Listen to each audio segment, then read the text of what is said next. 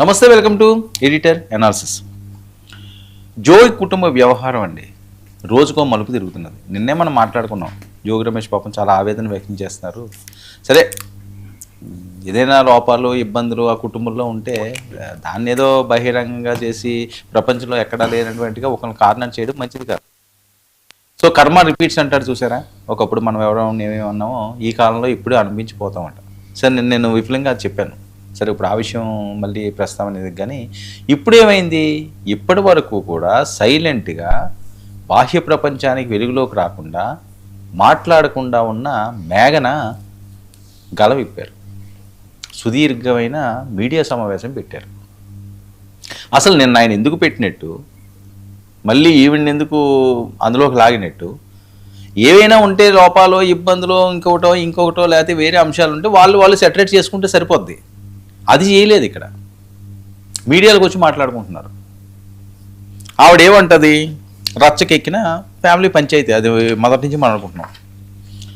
విపరీతంగా ట్రోల్ అవుతున్నది. ఇది కొడుక్కి సమస్య ఉందని ముందే తెలిసిందే నన్ను బలిపోషం చేశారు. దీనికి ఎవరు సమాధానం చెప్పాలి?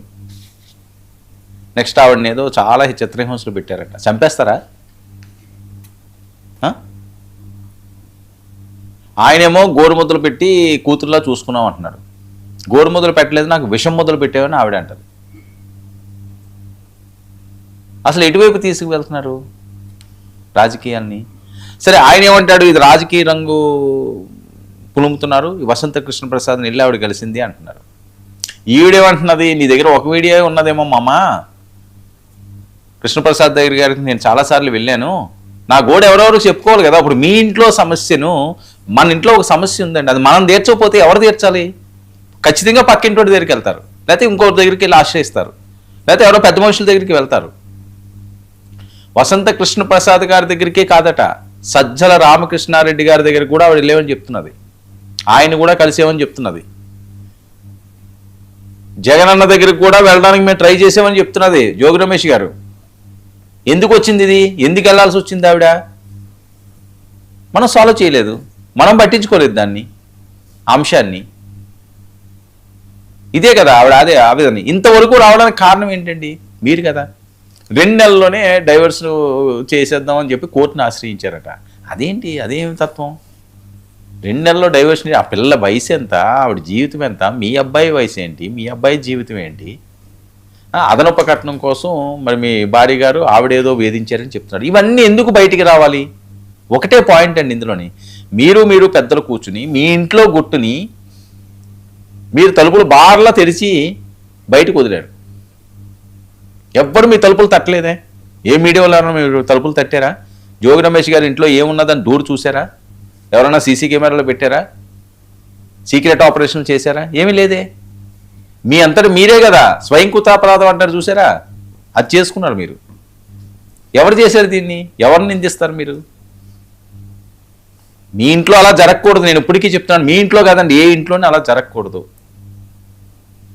బోల్డ్ జీవితం ఉన్నది అతనికి. మీ రాజకీయ వారసుడిగా కూడా వస్తాడు అతను, ఖచ్చితంగా తీసుకొస్తారు. కాబట్టి రాజకీయ నాయకులకి అందరికీ ఇంకా అదే ఉంటుంటుంది. కాబట్టి మొదటి నుంచి రాజకీయ వారసుడిగా వస్తుంటాడు. బోల్డ్ భవిష్యత్తు ఉన్నది కదా. ఆ పిల్లడి జీవితాన్ని ఎందుకు నాశనం చేశారు? అతనే అడుగుతున్నాడు కదా. ఇది ఎవరైనా పుట్టించారా? ఏ వీడియో అది? నాకు వద్దంటే నువ్వు విన్నావు కాదు, నా జీవితాన్ని నాశనం చేసేవని, ఆవిడ నాశనం చేసేవని, మీ అబ్బాయి నాశనం చేసేవని, మీరేమోని అందరి మీద పడతారు, బయట వాళ్ళు ఎవరో ఏదో చేసినట్టుగా. అసలు ఎందుకు తీసుకొచ్చారు ఈ అంశాన్ని బయటికి? ఎలా పొక్కింది ఇది? మీరు కూర్చుని మాట్లాడుకుంటే అయిపోను కదా. వసంత కృష్ణ ప్రసాద్ ఎక్కడి నుంచి వచ్చారు, లోకేష్ గారు ఎక్కడి నుంచి వచ్చారు, చంద్రబాబు నాయుడు గారు ఎక్కడి నుంచి వచ్చారు, ఇంకా ముందుకెళ్తే పవన్ కళ్యాణ్ గారు ఎక్కడి నుంచి వచ్చారు? వాళ్ళు వెళ్ళేం కుటుంబం ఉన్నదా? ఏం కాదు కదా. సజ్జల రామకృష్ణారెడ్డి దగ్గరికి వెళ్ళినప్పుడన్నా మీరు జాగ్రత్త పడాలి కదా. వసంత కృష్ణ ప్రసాద్ దగ్గరికి వెళ్ళినప్పుడన్నా మీరు దాన్ని సాల్వ్ చేసుకోవాలి కదా. ఏమీ చేసుకోకుండా నిన్న మీరు వచ్చి మీడియాలో మాట్లాడుతుంటే ఆవిడ ఈరోజు వచ్చి ఆవిడ మాట్లాడుతున్నది. ఎన్ని అంశాలు తీసుకొచ్చింది ఆవిడ? 1, 2 కాదు కదా. మొత్తం జరిగిందంతా చెప్పేసింది. ఇంకా చాలా వీడియోలు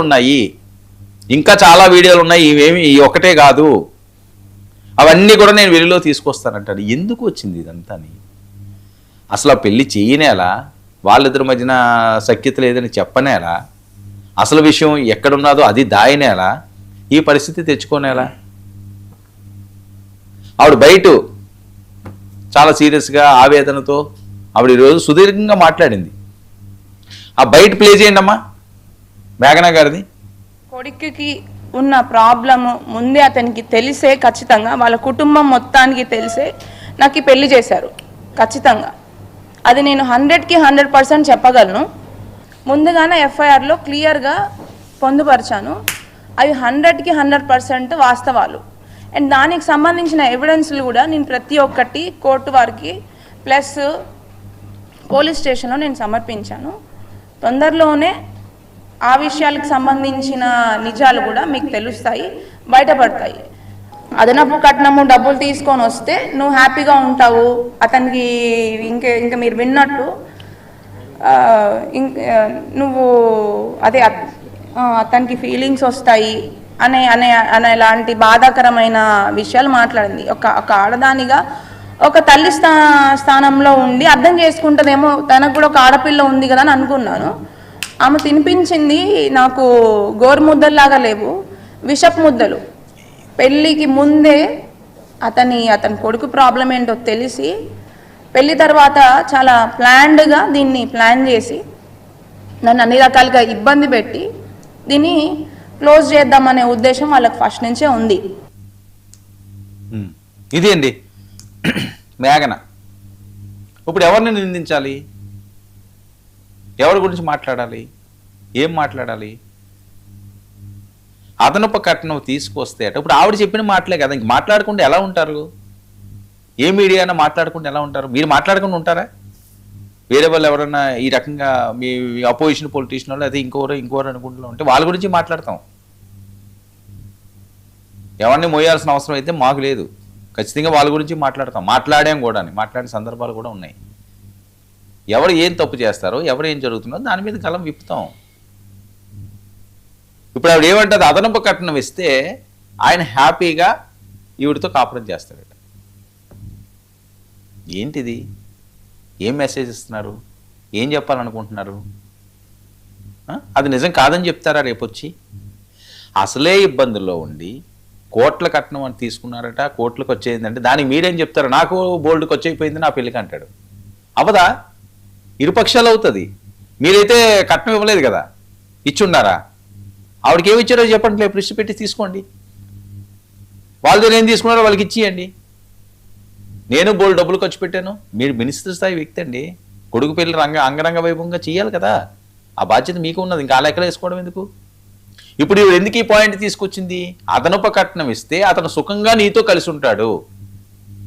అదనపు కట్నం ఇస్తే సుఖంగా కలిసి ఉంటారా?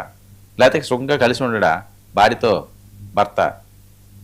ఆవిడ ఎంత చక్కగా ఉన్నదండి, బంగారం లాంటి కోడలు. మీ అబ్బాయి కూడా ఈడు జోడు బాగుంది కదా, మంచి సంబంధమే చూశారు కదా. ఒకవేళ నిజంగా మీకు ముందే తెలిస్తే మీ అబ్బాయి కోసం ఆవిడ చెప్తున్నట్లుగా ఆ పిల్లన్నా ఆపాలి. లేదు పోనీ ఏదో మెడిసిన్ అనో లేకపోతే ఇంకోటనో ఏదో బోల్డ్ చికిత్సలు ఉంటాయి కదా, అలాగన్నా చేయించి ఆ కాపరాన్ని నిలబెట్టాలి.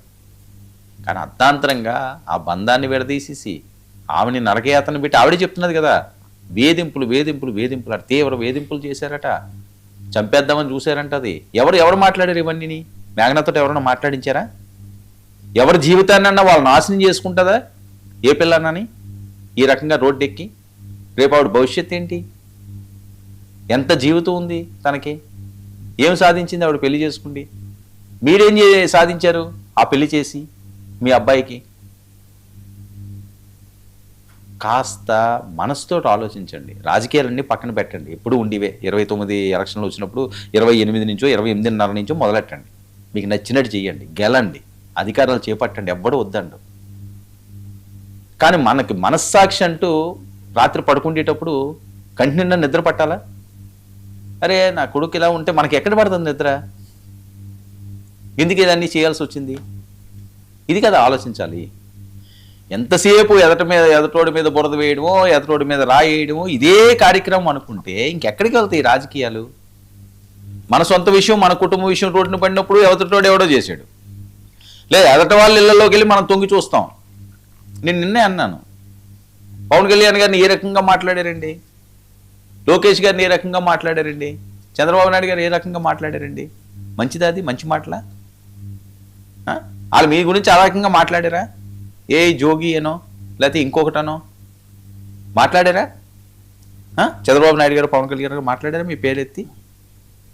ఇంత ఈ రకంగా ఎబ్రివేషన్లు చెప్పారా?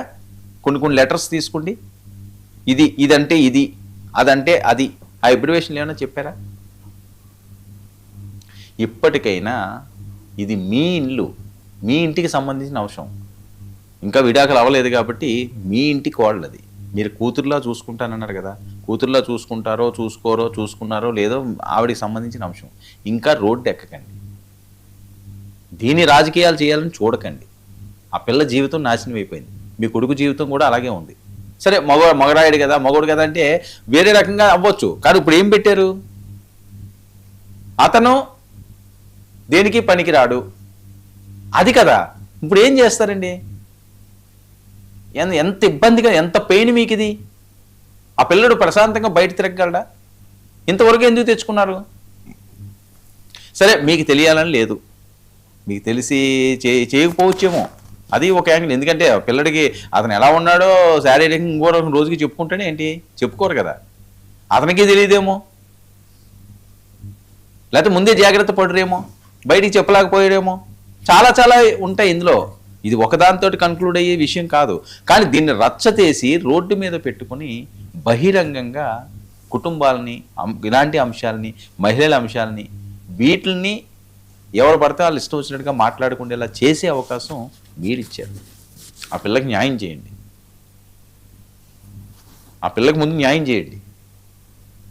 వాళ్ళ దగ్గర తీసుకున్న కట్నాలు ఏవో ఉంటే అవి ఇచ్చి ఏదో ప్రశాంతంగా వాళ్ళ జోలికి మీరు జోలికి వాళ్ళు వెళ్లకుండా చేసుకుంటారో, లేకపోతే మరి ఇంకా ఏమన్నా నిజంగా ఆయనకి ఏ సమస్యలు లేకపోతే మళ్ళీ కలిసి ఉంటారో కలాలని చూసుకోండి.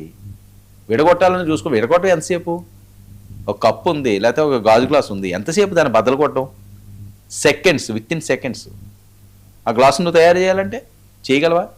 జీవితం కూడా అంతే.